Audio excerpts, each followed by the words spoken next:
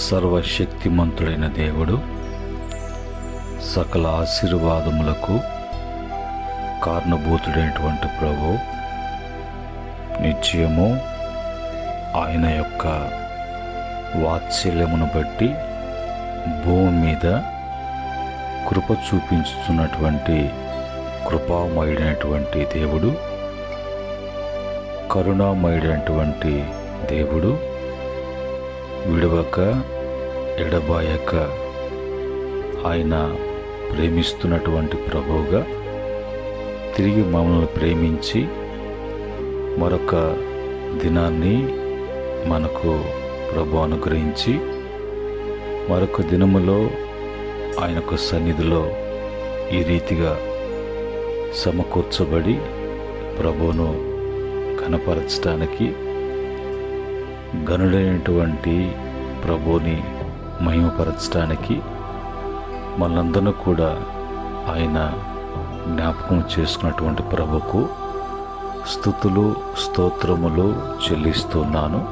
అలాగనే ప్రతిరోజు కూడా కృపా వాక్య ధ్యానములను పాల్గొంటూ ధ్యాన వాక్యాన్ని అంగీకరిస్తూ అనుసరిస్తూ ప్రభువుని మహిమపరుస్తూ ఆత్మీయంగా భక్తి జీవితములో బలపడుతూ అనుసరిస్తున్న బిడ్డలకు ప్రభు పేరట వందనములు, ప్రభు పేరట శుభములు తెలియచేస్తున్నాను. ప్రియమైన దేవుని బిడ్డలారా, తిరిగి మరొక దినములో ప్రభు మనకు ఇచ్చినటువంటి దేవుని వాక్యాన్ని మనం చదివి ప్రార్థనాపూర్వకంగా ధ్యానం చేద్దాం. మత్తయి సువార్త 24వ అధ్యాయము 35వ వచనములలో ఉన్నటువంటి మాటలను మనము చదువుకొని ప్రార్థనాపూర్వకంగా ధ్యానం చేద్దాం. ఇక్కడ ఉన్నటువంటి మాటలలో ఏమని వ్రాయబడి ఉన్నదంటే, ఆకాశమును భూమియు గతించును గాని నా మాటలు ఏ మాత్రమును కూడా గతింపవు. ప్రార్థన. ప్రేమగల తండ్రి, పరిశుద్ధుడా, మీకు వందనాలు. మీ యొక్క పరిశుద్ధమైనటువంటి నామములో, పరిశుద్ధమైనటువంటి సన్నిధిలో వేకునే ప్రభా మేమంతా కూడా ఆశ కలిగి మీ వైపు మేము చూస్తున్నాం. ఆశ కలిగినటువంటి ప్రాణిని తృప్తిపరిచేటువంటి ప్రభు, మా యొక్క ఆత్మీయ మేల కొరకు మా భక్తి జీవితాన్ని ప్రభా నీలో ముందుకు కొనసాగించడానికి నాయన మీరు కృప చూపించండి ప్రభు. ప్రతి బిడ్డ కూడా ఈ మాటలు బట్టి ఆస్వాదించబడటానికి మీరే మహిమ తెచ్చుకోమని యేసుక్రీస్తు నామములో అడిగి వేడుకుంటున్నాము తండ్రి, ఆమేన్. ప్రియమైన దేవుని బిడ్డలారా, ఇక్కడ మనం చదువుకున్నటువంటి మాటలు యేసు ప్రభు వారు స్వయాన ఆయన నోరారా పలికినటువంటి మాటలు. ఆయన ఈ లోకానికి మానవుడిగా మానవ దేహముతో మనుషులను రక్షించటానికి, ఏ ఒక్కరూ నశించిపోకుండా అందరూ రక్షించబడి నిత్య జీవం పొందినట్లుగా ఈ లోకానికి యేసు ప్రభు వారు వచ్చి అనేక విషయాలను ఆయన తెలియచేస్తూ సమాజ మందిరంలోను ఆయా స్థలాలలో ఆయా రీతిగా ఆయన అనేక విషయాలు బోధిస్తూ వస్తున్నటువంటి దినాలలో ప్రభు అంటారు, తన యొక్క నోటి గుండా ఏదైతే ఆయన మాట్లాడుతూ ఉన్నారో ఆ మాటలన్నీ కూడా గతించిపోయేటువంటి మాటలు కాదు, జరగకుండా ఆగిపోవటం కానీ ఆ మాటలు ఏ కూడా నెరవేర్చబడకుండా ఉండేటువంటివి కాదు. నేను నా నోరారా చెప్పబడుతున్నటువంటి మాటలు ఇవన్నీ కూడా జరిగి తీరుతాయి. ఇవి గతించేటువంటి మాటలు కాదు. ఈ మాటలు మిమ్మలను జీవింపచేసేటువంటి మాటలు. నా మాటలు మిమ్మల్ని కూడా తండ్రి యొద్దకు నడిపించేటువంటి మాటలు కనుక నా మాటలు జరిగి తీర్తాయి, అవి గతించేటువంటి మాటలు కాదు అని ప్రభువారు ఆ దినాలలో ఆయన బోధించినటువంటి మాట. కనుక ఈరోజు మన జీవితాల్లో కూడా మరి ప్రభు మాట్లాడేటువంటి ప్రతి మాట కూడా అది నెరవేర్చబడాలి, నెరవేర్చి తీర్చబడాలి. కనుక దాని విషయంలో మరి ఎక్కడ కూడా ఆగిపోవటం కానీ, జరగకుండా పోవడం కానీ, అసలు ఆ మాటలు అని లేనట్టు కానీ ఏముండవు. కానీ యేసు ప్రభువు వారు అంటారు, ఈ మాటలు నావి కాదు, మరి తండ్రి ఏ విధంగా అయితే మరి చెప్పమని నన్ను పంపించాడో ఆ విధంగా నేను ఈ లోకానికి మరి ఆయన మాటలను తీసుకుని వచ్చి మీకు నేను తెలియచేస్తున్నాను అన్నట్టుగా ప్రభు ఆ మాటలు ఆయన చెప్తూ ఉన్నారు. అందుకని మత్తయి సువార్త 7వ అధ్యాయము 24 నుంచి 26 వరకు ఆయన అక్కడ మాట్లాడుతున్నటువంటి మాటలలో ఆయన ఏమని మాట్లాడుతున్నారు అంటే, కాబట్టి ఈ నా మాటలు విని వాటి చొప్పున చేయువాడు బండ మీద ఇల్లు కట్టుకున్నటువంటి వాడిని పోలినటువంటి వాడుగా ఉన్నాడు. నా మాటలు వినకుండా ఉన్నటువంటి వాడు ఇసుక మీద తన యొక్క మరి ఇల్లు కట్టుకున్నటువంటి వాడుగా.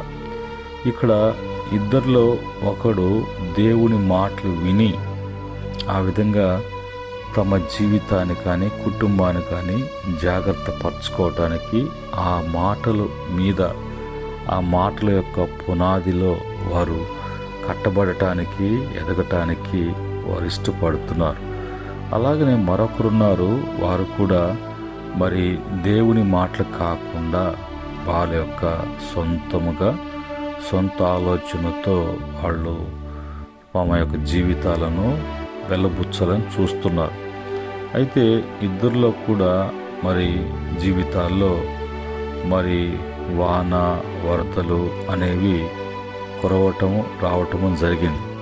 అందులో ఎవరు నిలిచి ఉన్నారు అంటే, దేవుని మాటలు విని ఆ మాట చొప్పున నడుచుకున్నటువంటి వారు అన్నిట్లో కూడా వారు మరి నిలబడినట్లుగా, బలపడినట్లుగా, వారు బాగుపడినట్లుగా. దేవుని మాటలు వినకుండా ఉన్నటువంటి వారు వారి జీవితాలు వాళ్ళ చేతులారా నిలకడ లేక, స్థిరత్వం లేక, భక్తిహీనతతో, బుద్ధిహీనతతో వారు జీవించినట్లుగా అలాగ జీవిస్తారు అన్నట్టుగా యేసు ప్రభు వారు ఆయన చెప్పినటువంటి మాటలు. కనుక దేవుని మాటలో ఇప్పుడు ఏముందని మనకు అర్థం కావాలి అని అంటే, ఆయన మాటలలో శక్తి దాగి ఉన్నది. కనుక ఆయన నోరారా పలికినటువంటి మాట అది ఎన్నడూ కూడా జరగకుండా ఉండేటువంటిది కాదు.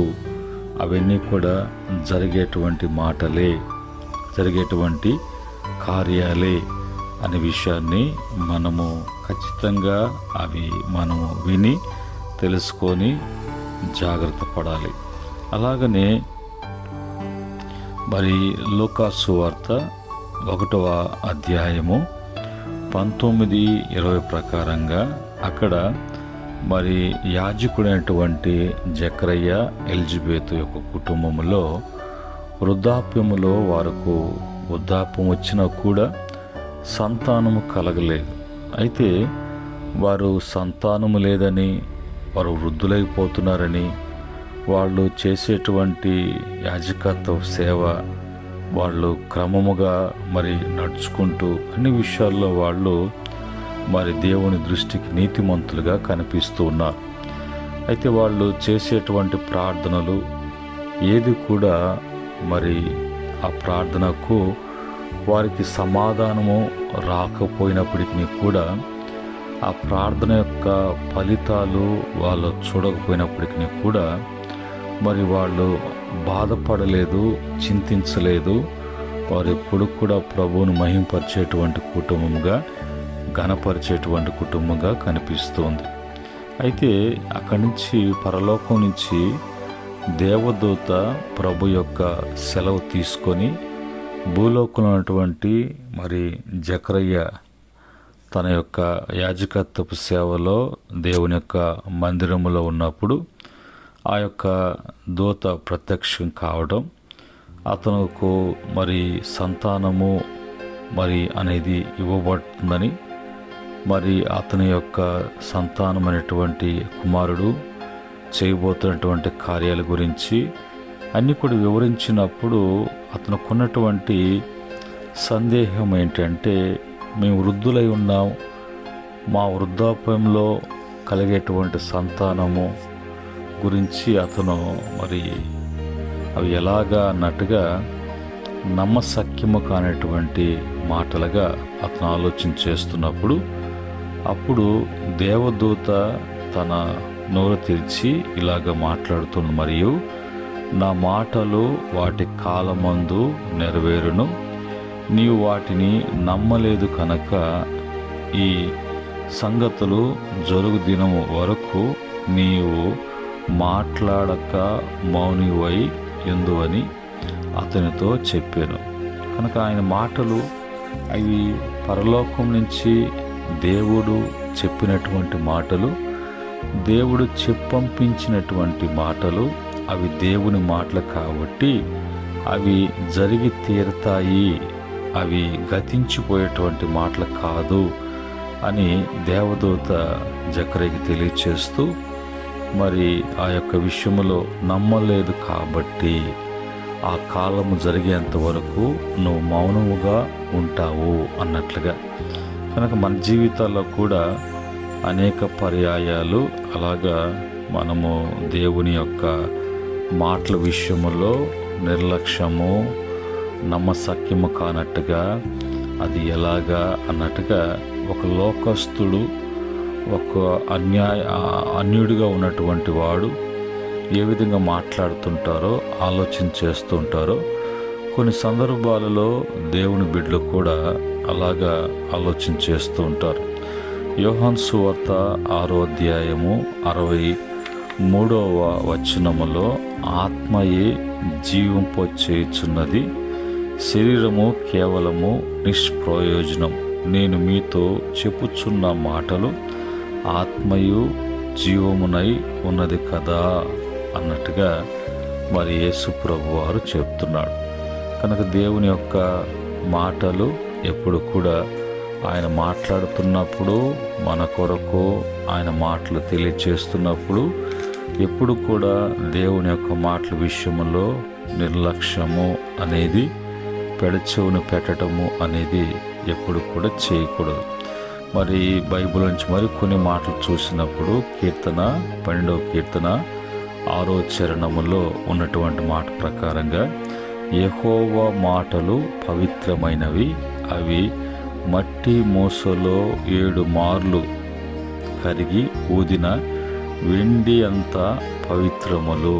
దేవుని యొక్క మాటలు ఎంత పవిత్రమైనటువంటివో అనేది ఆయన మాటలో పొటము వేయబడినటువంటి మాటలుగా, పవిత్రమైనటువంటి మాటలుగా, పరిశుద్ధమైనటువంటి మాటలుగా దేవుని మాటలు ఉన్నాయి అనేది, ఆ మాటలో ఉన్నటువంటి శక్తిని మనం ఆస్వాదించేటువంటి వారంగా ఉండాలి.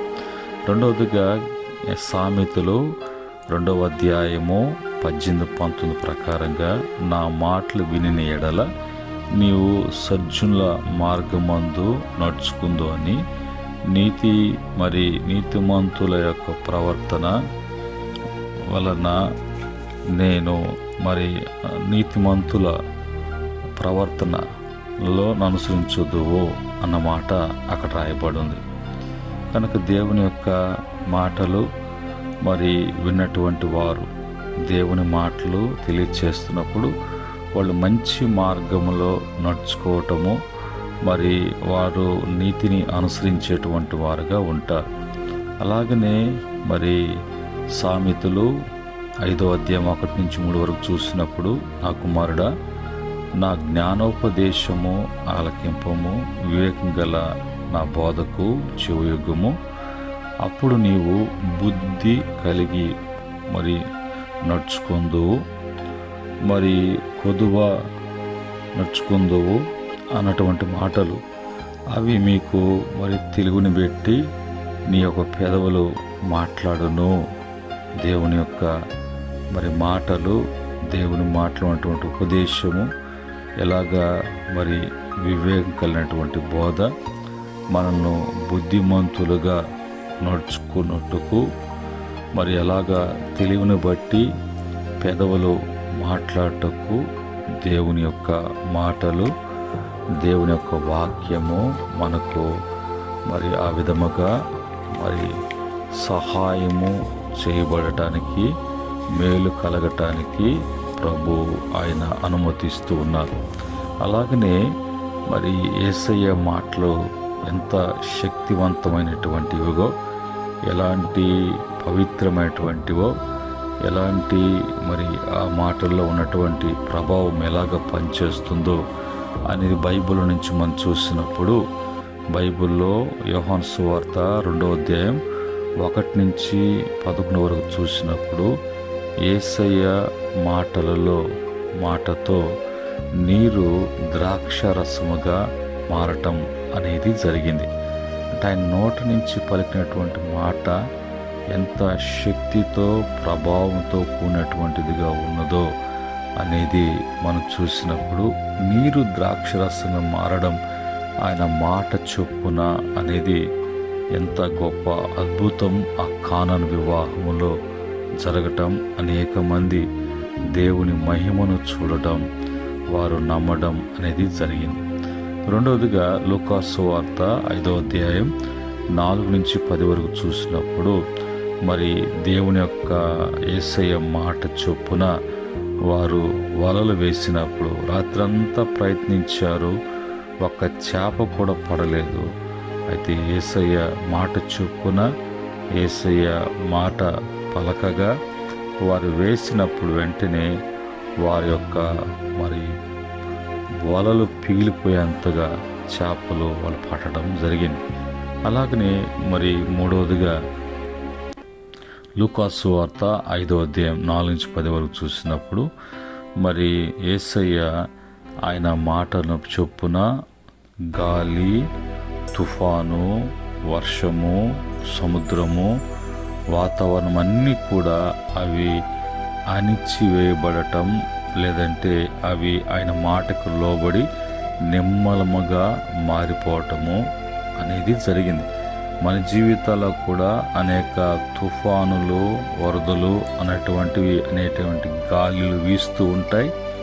అయితే యేసయ్య మాట ఎప్పుడైతే వినగానే అవి నిమ్మలమైపోయాయో, అలాగనే ఆయన మాట చొప్పున మన జీవితాలలో అలాగా అన్ని విషయాలలో కూడా మనకు సమాధానం కలిగి ఉంటాం. నాలుగవదిగా మరి మత్తయి సువార్త 21వ అధ్యాయం 18-21 వరకు యేసయ్య మాటతో అంజూరు చెట్టు అలాగా ఎండిపోవటము అనేది జరగటము మనం చూస్తూ ఉన్నాం.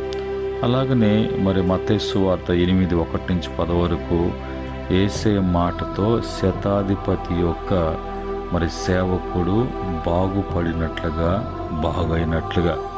ఇలాగ మన జీవితాల్లో కూడా యేసయ్య మాటను వింటే, యేసయ్య మాటలో ఉన్నటువంటి శక్తిని గ్రహిస్తే, ఆయన నోట ఏది పలికినా ఆ రోజు పలికినటువంటి దేవుడు ఈ రోజు వరకు, యుగ సమాప్తి వరకు, మన జీవితకాలం అంతా కూడా ప్రతిరోజు కూడా ఆయన సన్నిధిలో మన వాక్యాన్ని చదువుతున్నప్పుడు, వింటున్నప్పుడు, ధ్యానిస్తున్నప్పుడు, ప్రార్థిస్తున్నప్పుడు మనకు ప్రభు ఆయన నోరారా పలికేటువంటి ప్రతి మాట కూడా మన జీవితంలో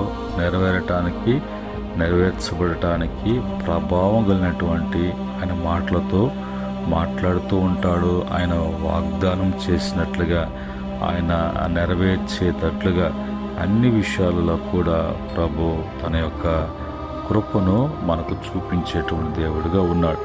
అది మరి మన జీవితాల్లో కూడా ఆ విధంగా ప్రభు చేయటానికి ఉదయకాలం మందు ఒకవేళ ఇంతవరకు ఎవరు మాటలు నమ్మి, ఎవరు మాట చొప్పున నడుచుకుంటూ ఉన్నావు అనేది పరీక్షించుకోవటానికి మనమంతా కూడా మనము దేవుని వలన కలుగు చేయబడినటువంటి వారము. మనము దేవుని తెలియని దినాలలో మరి అనేక వాటిని అనుసరించాం.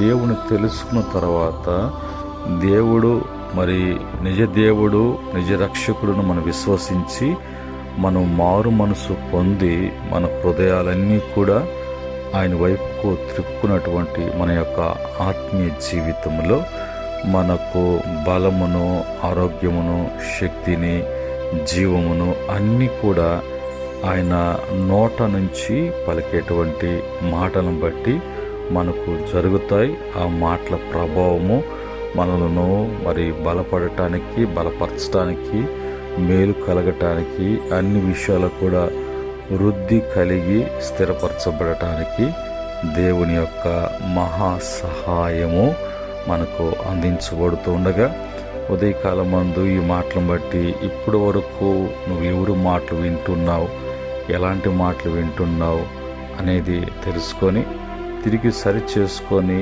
మరి దేవుని మాట వినటానికి, అనుసరించడానికి తీర్మానము చేసుకున్నట్లయితే ప్రభు యొక్క మహా సహాయము, ప్రభు యొక్క మహా కృప మరి భూమి మీద ఉన్నటువంటి మరి ప్రతి బిడ్డ మీద కూడా ఆయన ఉంచి ఆయన కార్యములను సఫలపరిచే దేవుడిగా ఉన్నాడు.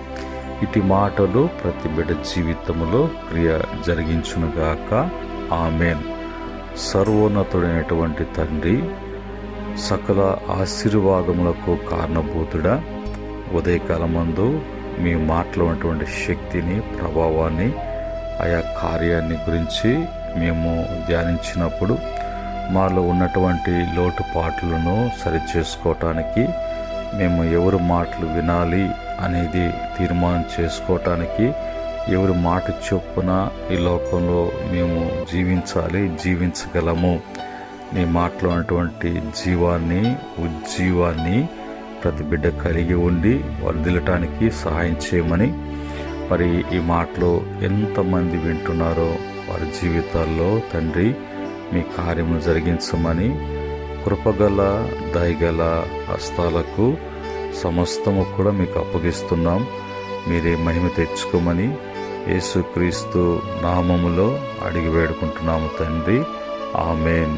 పరమందు తండ్రి యొక్క శాశ్వతమైనటువంటి ప్రేమ, ఆయన కుమారుడైనటువంటి యేసుక్రీస్తు వారి యొక్క శాశ్వతమైనటువంటి కృప, మరి పరిశుద్ధాత్మైనటువంటి సహవాసము, నడిపింపు ప్రతి బిడ్డకును, కుటుంబానికి, మరి ముఖ్యంగా ఈ మాటలను బట్టి తమ జీవితాన్ని సరిచేసుకుంటున్న బిడ్డలకును, సకల పరిశుద్ధులకును, ఆయన దాసులకును సదా తోడే నడిపించును గాక. ఆమేన్. దేవుడు మిమ్ములను, మీ కుటుంబాలను అన్ని విషయాల్లో దీవించి వృద్ధిపరచును గాక. దైవాశీస్సులు మీకు కలుగును గాక. ఆమేన్.